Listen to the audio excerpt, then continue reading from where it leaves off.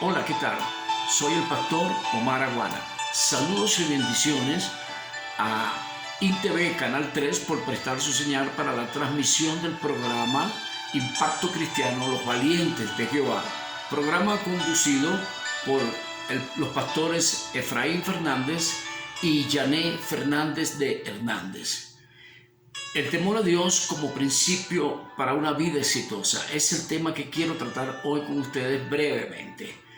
Como principio, el temor de Dios como principio para una vida exitosa. Proverbios 9:16 dice: el temor de Dios es el principio de la sabiduría y el conocimiento del Santísimo es la inteligencia. Dos cosas: el temor a Dios como principio de la sabiduría y el conocimiento del Santísimo como un referente preciso acerca de lo que es la verdadera sabiduría. En primer lugar, digamos que temor no es temerle, no es tenerle pánico a Dios, no, de ninguna manera. El temor en este contexto puede significar terror, puede significar respeto y puede significar reverencia. Pero ¿en cuanto a qué? Número uno, terror en medio de una situación violenta o fantasmagórica. Número dos, respeto en la forma en que un hijo determina reconocer a sus padres para obedecer. Y número tres, reverencia al reconocer y honrar la grandeza en alguna personalidad o por alguna personalidad en particular. Entonces, el conocimiento del Santísimo podríamos interpretarlo como una sutil invitación del Espíritu Santo a determinarnos en este sentido, es decir, en el conocimiento del Santísimo y en prosperar este tipo de temor reverente a Dios. Entonces se trataría de un enfoque que demostraría realmente cuán inteligente fue nuestra decisión en un momento en particular, al tiempo que un término que tiene que ver con la iniciativa salomónica, de reconocer al Señor como el único Dios verdadero, creador de todo cuanto existe, el Dios todopoderoso, justo, sabio, santo, Redentor y Salvador nuestro. Él dice: yo soy el Señor, lento para la ira, pero grande en misericordia. Yo perdono la iniquidad y la rebelión, aunque de ningún modo tengo por inocente al culpable. Yo visito la maldad de los padres en sus hijos, nietos y bisnietos. Es decir, está hablando de una cuarta generación afectada a causa de la falta de temor a Dios, de la falta de una verdadera sabiduría, de la falta de un reconocimiento acerca de la majestad de Dios, su poder, su amor, su misericordia, su paciencia, su sabiduría. Todas estas cosas que en alguna manera hablan de los atributos de Dios que le caracterizan, de su inmanencia, es decir, de su naturaleza. El temor a Dios puede definirse además como una respuesta de amor. Una respuesta de amor sería entonces esa conciencia permanente de lo que Dios es. Esa conciencia de lo que Dios es lo que tendríamos que tomar en cuenta. Por ejemplo, Dios es el Padre nuestro. Dios es santo. Dios es omnisciente. Y podríamos agregar muchas cosas más, pero estos tres elementos: Dios es el Padre nuestro, y más, incluso el Padre nuestro, la oración modelo acerca de la cual Jesús nos sugirió como guía, habla en principio acerca de Padre nuestro que estás en los cielos, y luego santificado sea tu nombre, y luego hágase, Señor, tu voluntad, porque tiene una razón de ser, y es que Dios es omnisciente, es todopoderoso. Entonces todo lo ve, todo lo mira, todo lo escudriña, y desde ese punto de vista no hay forma de que el hombre pueda creerse superior a Dios o pueda querer jugarle vivo a Dios. En este sentido, es interesante que consideremos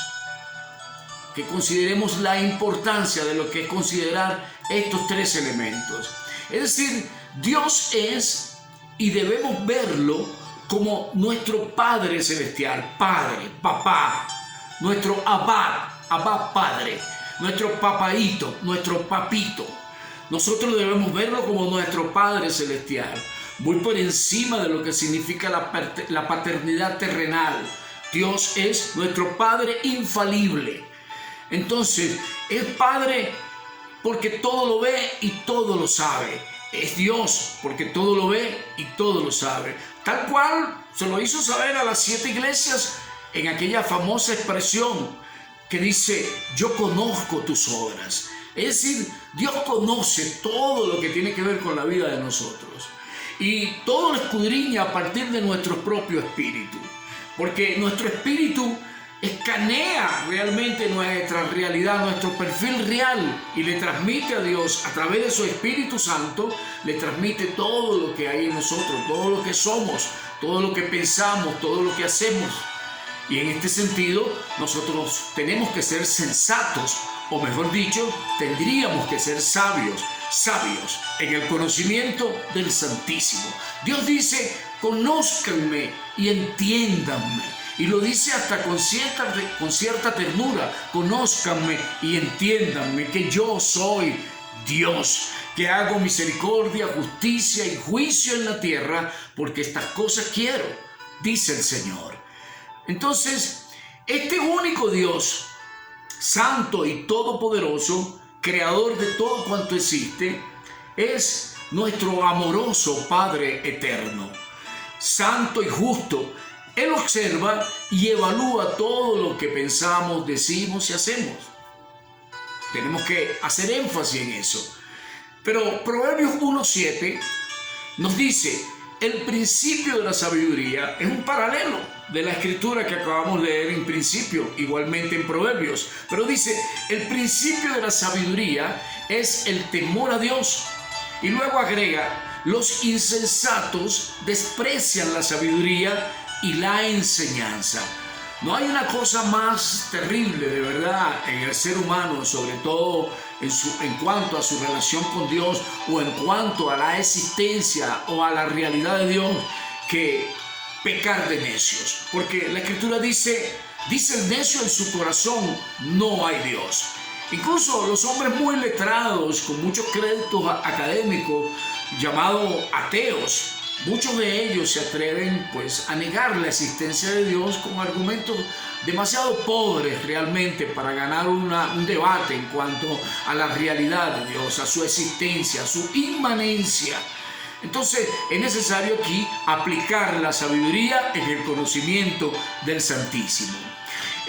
Escuche, en cierta ocasión Jesús supo adorar al Padre reconociendo el poder de sus misericordias cuando oró diciendo, eso está en Lucas 20:21, te alabo, Padre, Señor del cielo y de la tierra, porque escondiste estas cosas delante de los sabios y de los que presumen inteligentes, o de los que se presumen inteligentes, y las revelaste a los más humildes. Sí, Padre, porque así te agradó. Gloria a Dios. Ahora, Dios no existe para el hombre que desprecia este temor reverente. Es decir, el hombre ateo o el insensato que cree en Dios a su manera, cuando no aplica este principio de la sabiduría, pues sencillamente no tiene temor a Dios. Es decir, ha sacado a Dios de sus vidas. Y más que todo, es para él una especie de fetiche o una especie de amuleto.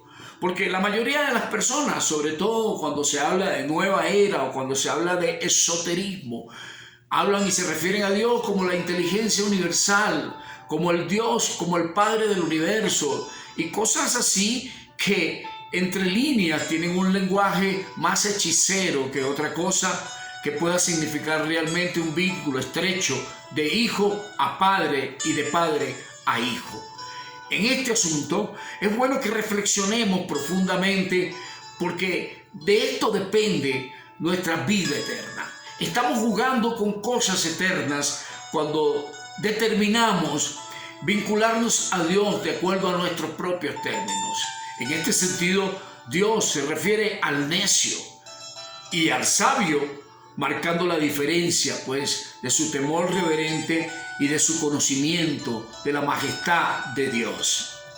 Ahora, en Proverbios 22, 4, 5, Dios promete y advierte a los extraños: riquezas, honra y vida son la remuneración de la humildad y del temor de Jehová.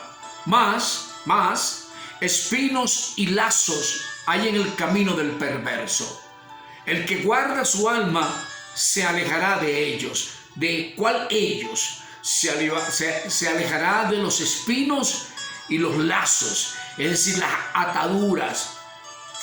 Y se librará de esto en su camino, en el proceso de su transitar por la vida. ¿Por qué? Porque entonces en este caso no estaría aplicando el principio de la sabiduría como temor reverente, como temor de honra a Dios. Entonces, en el Salmo 34:9 dice: Dios advierte y consuela. Teman al Señor ustedes, los de su pueblo santo, pues los que le temen tendrán todo lo que necesitan. Son promesas de bendición. Realmente hay una retribución que nos bendice cuando aplicamos el principio de la sabiduría en el temor reverente a Dios y en su conocimiento a su majestad. Hay algo que nos bendice, es una especie de cobertura que nos acompañará todos los días de nuestras vidas, como dice en el Salmo 23, pues. Entonces las bendiciones nos seguirán, ¿ok? Y eso es lo que Dios se ha propuesto desde el principio, que sus bendiciones y su misericordia nos acompañen todos los días de nuestras vidas. Entonces hay una diferencia, pues, para el hombre que no teme a Dios y el hombre que teme a Dios. Al hombre que teme a Dios, pues entonces Dios le dice, e incluso la promesa también es para los que no temen, diciéndole: si acaso cambiaras tu actitud y temieras a Dios, oye, riquezas, honra y vida son la remuneración de la humildad y del temor de Jehová. Luego, más espinos y lazos hay en el camino del perverso. Pero mira qué diferente entonces es para los que realmente temen a Dios como hijos. Sin embargo, Dios nos está haciendo una advertencia. Nos dice: teman al Señor, ustedes, los de su pueblo santo. Porque es que hay mucho pueblo santo que como que ha dejado de ser santo y ha dejado de temer realmente como debiera temer, en un sentido de reverencia a Dios. Entonces hay mucha gente que dice cosas locas, que piensa cosas locas, que hace cosas locas, y sin embargo confiesa y se proyecta como un hijo de Dios. En este sentido, el diablo es engañoso. Y oye, y yo te invito a hacer una reflexión. Desde el más grande al más pequeño, yo lo invito a hacer una reflexión. Escuchen la palabra que dijimos al principio cuando Jesús oraba: Padre, te alabo, porque has escondido estas cosas. ¿Cuáles cosas? Este tesoro que es el evangelio del reino. Has escondido estas cosas de los sabios y de los entendidos para revelársela a tus pequeñitos. Sí, Padre, porque así te agradó. Y no está hablando de los pequeñitos en un sentido infante, sino de los pequeñitos en el sentido de un corazón hermoso, de un corazón humilde, ¿ok? Sin soberbia, sin altivez, sino entendiendo que la majestad de Dios requiere una adoración reverente, un temor reverente. Sea bendito su nombre. Así que no sean como el necio, quien dice en su corazón: no hay Dios. Ni sean como los necios que dicen: yo creo en Dios a mi manera. Dime una cosa, es terrible escuchar con frecuencia cuando un hombre le dice a una mujer, bien sea su esposa o su novia, le dice: pero es que yo te quiero a mi manera. ¡Wow! ¿Qué mujer le daría crédito a esa expresión? ¿Qué mujer toleraría que un hombre le diga que la va a querer a su manera?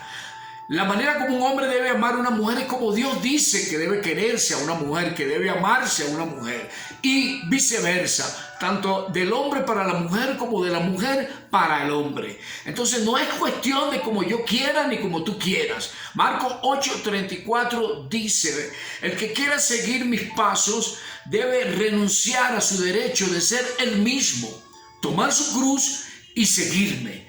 Entonces aquí está hablando de que tienes que renunciar a tu derecho de ser tú mismo. Y tú dirás: wow, ¿y cómo es eso que yo voy a renunciar a mi derecho de ser yo mismo? ¿Acaso tengo que ser un títere, una marioneta, una cosa de esa? No es eso lo que quiere decir. Lo que quiere decir es que tienes que renunciar, tienes que aplicar el principio de la negación en cuanto a tus deseos más concupiscentes, en cuanto a tus deseos egoístas, en cuanto a tus pasiones mórbidas. ¿Para qué? Para que Cristo tenga lugar en ti y pueda encontrar un trono en el centro de tu corazón, en tu voluntad, en tus emociones, en todo lo que tiene que ver con tu ser. ¿Ok? Eso es lo que Dios quiere decir allí realmente. Entonces quiero concluir diciendo que todas nuestras acciones, y esto es necesario que lo tomes como una advertencia, todas nuestras acciones tienen consecuencias, ya sea para bien o bien para mal, o bien sea para mal. Deuteronomio 30:19 dice: hoy pongo al cielo y a la tierra por testigos contra ti.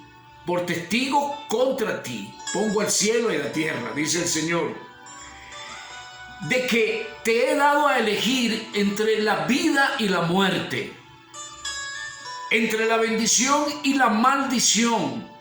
Elige pues la vida para que vivan tú y tus descendientes.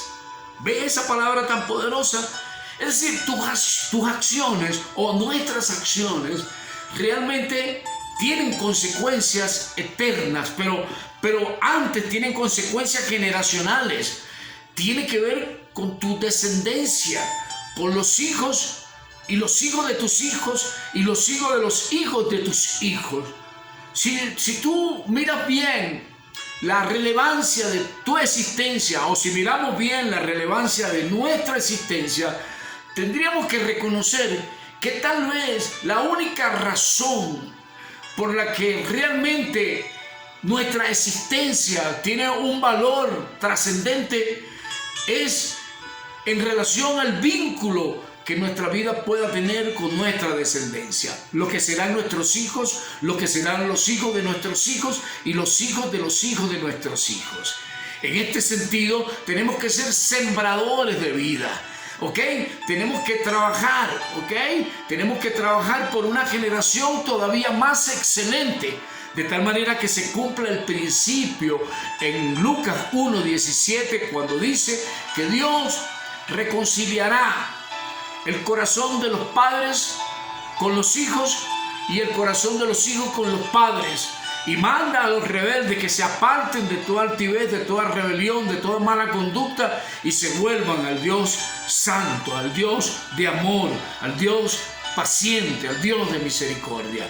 Y es una palabra que incluso está escrita en Malaquías capítulo 4, verso 6, el último libro del Antiguo Testamento. El último versículo del último capítulo del último libro del Antiguo Testamento es Malaquías, y cierra con esa palabra, ¿verdad? Porque he aquí que yo volveré el corazón de los padres hacia los hijos y el corazón de los hijos hacia los padres. Y luego advierte: no sea que yo venga y hiera la tierra con maldición. Ahora, es una advertencia cuya sentencia se incluso tiene su efecto, o ha tenido su efecto en nuestra contemporaneidad. ¿Ok? Durante generaciones anteriores, la rebelión de los hijos y los padres ha sido algo que ha maldecido a la sociedad a nivel mundial. Pero Dios quiere restaurar eso. Dios lo quiere restaurar y lo revela en el propósito de este paralelo escrito en Lucas 1:17, cuando revela el propósito y dice: ¿a fin de qué? A fin de preparar para el Señor un pueblo bien dispuesto. Es decir, a los creyentes, a las familias, a los cabezas de casa, a los sacerdotes de la casa, nos toca entonces, en relación a nuestros hijos, preparar una generación. Cada uno de nosotros como padres de familia tenemos una responsabilidad. Preparar una generación conforme al corazón de Dios para que en su venida nosotros podamos ofrendarle, ¿verdad? Y darle cumplimiento a esa palabra que dice: herencia de Jehová son los hijos. Dios te bendiga, Dios te guarde.